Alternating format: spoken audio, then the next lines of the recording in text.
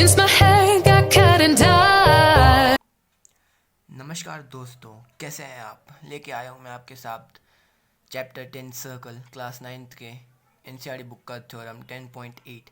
तो देखिए थ्योरम 10.8 कहता क्या है। The angle subtended bye an arc at the centre is double the angle subtended bye it at any point on the remaining part of the circle. ये याद करने में तो मुश्किल है, लेकिन इसको करना बहुत आसान है, बहुत ज़्यादा आसान है।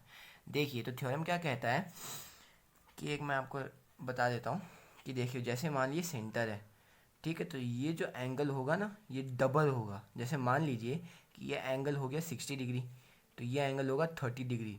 यानी ये जो एंगल बना है ये इसका ये सेंटर के एंगल का जस्ट हाफ है, जस्ट हाफ। ठीक है, तो देखिए मैं आपको मतलब एक पीछे करके दिखा देता हूँ यहाँ पे कि देखिए जैसे मान लीजिए मैंने एक सर्कल बनाया, ठीक है, ये हो गया मेरा, एक ये हो गया, ऐसे आ गया, ये ऐसे बन गया, ठीक है।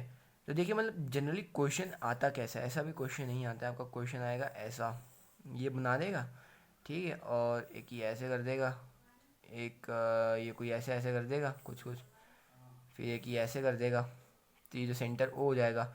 तो अब पूछेगा उसे कि अगर मान लो कि ये एंगल है आपका 60 डिग्री, तो बताओ ये एंगल कितना होगा।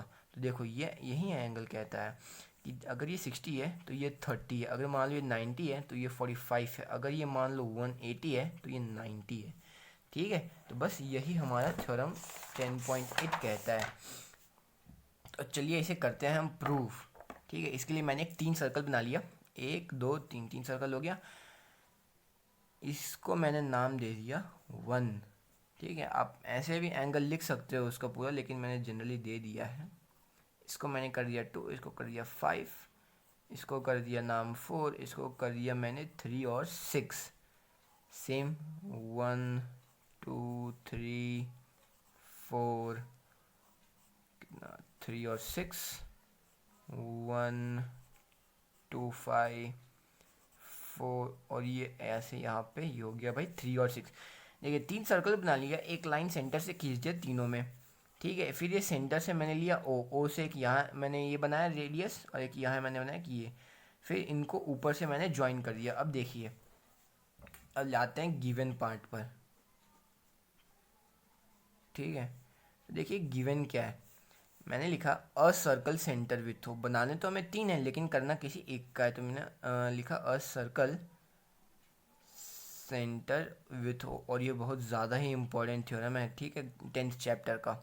Circle with centre O, P is another point, P is another point lying on the circle। ठीक है, यानी P एक ऐसा पॉइंट है जो एक सर्कल पे लाई कर रहा है। ठीक है, तो अब मैं लिखूंगा टू प्रूफ, टू प्रूफ। तो प्रूफ क्या करना है कि जो एंगल ए ओ बी है और 2 एंगल है ए पी बी का डबल। ठीक है, तो अब आते हैं कंस्ट्रक्शन पे। इसमें थोड़ा जो मैंने डॉटेड डॉटेड लाइन बनाई है वही कंस्ट्रक्शन है। कंस्ट्रक्शन में क्या लिखेंगे, join A P, P B, O A और ओ बी। ठीक है, ये हो गया जॉइन। और मैं किया है फ्रॉम पी, यानी पी से produce, produce line up to Q.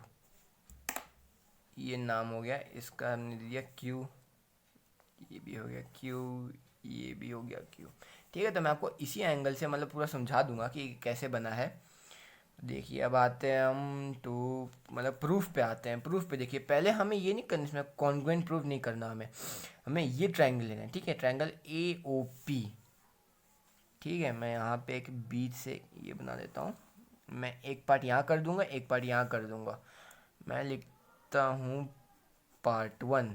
Part 1 में देखो in triangle A O P, in triangle A O P, ठीक है, angle 1 is equal to angle 2, opposite angle, opposite angles. अब देखो O A is equal to O P radius, तो O A is equal to O P which is radius. ठीक है।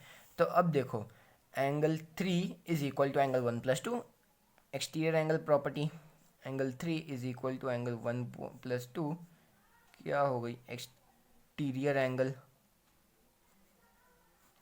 Angle लिख लिया। और जब हम जानते हैं कि जो 3 है 3 इज इक्वल टू एंगल 1+2, तो एंगल 1 बराबर एंगल 2 है, ठीक है। तो हम 1 की जगह मैं 2 भी लिख सकता हूँ। और क्योंकि ये दो बार 2 लिया है तो मैं एक 2 इसमें से कॉमन ऐसे भी लिख सकता हूँ इसको, है ना, कि 2 ये बार तो 2 एक बाहर आ गया और एक ही अंदर में। इसको मैंने लेट कर ली इक्वेशन नंबर 1। अब आता है भाई पार्ट 2 पे, ठीक है।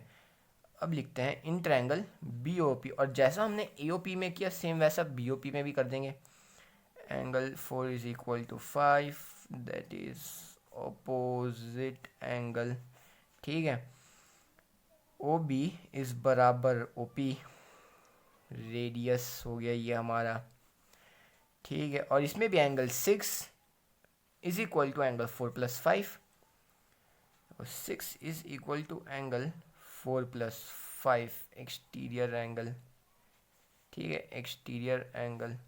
और क्योंकि 4 बराबर 5 है तो एंगल 6 को मैं 5+5 भी लिख सकता हूँ।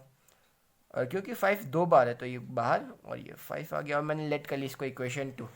मैं यहाँ जाता हूँ, ठीक है। यहाँ पे देखो मैं यहाँ से लिखता हूँ कि फ्रॉम इक्वेशन 1 एंड 2, यानी एक और दो इक्वेशन से। इक्वेशन 1 क्या है हमारा, एंगल 3, यहाँ एंगल 3 है, ठीक है। Angle 3 is equal to angle 2+2 and angle 6 is equal to angle 2 angle 5, ठीक है। अब मैं इनको देखो कंबाइन करके लिखता हूँ, ये हो गया। तो देखो एंगल 3 प्लस में angle 6 is equal to 2 angle 2 plus में 2 एंगल 5। तो देखो अब देखो 3 और 6 मिलके कौन सा एंगल बनता है, AOB। भाई 3 और 6 जोड़े तो देखो कौन सा एंगल आया, AOB। तो यहाँ पे मैं लिख दूंगा कि 3 और 6 मिलके एंगल AOB बनता है। और देखो 2 2 बार है तो 2 कॉमन ले लिया मैंने, और ब्रैकेट में लिख दिया एंगल 2+5। तो अब देखो यहाँ से यहीं से देख लो कि इस बराबर 2, और एंगल देखो 2 और एंगल 5 मिलके क्या बनता है, 2 और एंगल 5 मिलके बना है APB। आ गया, हेंस प्रूव्ड। तो बस दोस्तों यही था इस थ्योरम में। एक मैं जल्दी से समरी कर देता हूँ इसकी। पहले हमने डायग्राम में ही समरी मैं कर देता हूँ, ठीक है। पहले हमने लिया ट्रायंगल ये वाला, कौन सा, ये वाला ट्रायंगल हमने लिया। इसमें देखो 1 बराबर एंगल 2, ऑपोजिट एंगल्स, OA बराबर OP, radius, 3 is equal to angle 1+2 क्या, एक्सटीरियर एंगल प्रॉपर्टी, ठीक है। फिर वही कर लिया हमने 3 ये 2+2 कर लिया क्योंकि 1 बराबर 2 था हमारा, तो 3 को 2 ऐसे लिख लिया हमने इस फॉर्म में। पार्ट 2 में BOP में देख लो क्या है, एंगल 4 बराबर एंगल 5, अपोजिट एंगल्स, OB बराबर OP, radius, angle 6 is equal to angle 4+5 exterior angle, 6 is equal to 4+5 exterior angle. तो 5+5 भी हमने लिख लिया क्योंकि 4 बराबर 5 है, और इसको हमने इस फॉर्म में लिख लिया। फिर देखो फ्रॉम इक्वेशन 1 एंड 2 में हमने ऐसे लिख लिया, दोनों इक्वेशन साथ में लिख लिए। फिर देखो 3 और 6 जोड़ दिए, ठीक है। ये 6 है क्योंकि ये इक्वल टू के पहले है, तो 3 और 6 को पहले जोड़ दिए, और 2 एंगल 2 प्लस 2 एंगल हमने 5 कर लिया। अब देखो 3 और 6 मिलकर एंगल AOB बन रहा है, तो AOB लिख लिया, और 2 बाहर ले लिया क्योंकि 2 इसमें कॉमन है, और 2 और 5 मिलकर क्या एंगल बनाना है, APB। तो ये हमने प्रूव कर लिया, ठीक है। तो थैंक यू दोस्तों, यही था आज का हमारा वीडियो। और प्लीज़ लाइक शेयर और सब्सक्राइब ज़रूर करें, और बताएं हमें कि आपको ये वीडियो कैसा लगा। Thank you.